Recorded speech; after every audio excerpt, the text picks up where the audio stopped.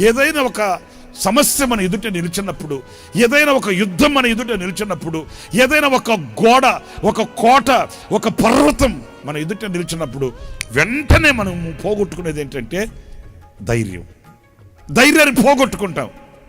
ఇక ఆ ధైర్యాన్ని పోగొట్టుకొని ఆ ధైర్యంతో మనం ఏదో చేయాలని ప్రయాసపడి, ఏదో చేయాలని ప్రాకులాడి అక్కడే మనము దైవ ఆశీర్వాదానికి మనలో ఉండవలసిన యోగ్యతను పోగొట్టుకుంటామండి. ధైర్యాన్ని గనక నువ్వు కలిగిన వాడివే అయితే, ధైర్యంతో నువ్వు ప్రభు వైపు చూడగలిగితే, ధైర్యంతో ప్రభు చేతిని పట్టుకోగలిగితే, ధైర్యంతో ఆయనతో అడుగులు వేయడానికి నువ్వు సిద్ధపడితే, నీ ఎదుట నిలిచినది ఎంతటిదైనప్పటికీ నీ ద్వారా దేవుడు ఆశ్చర్యమైన కార్యం జరిగిస్తాడు.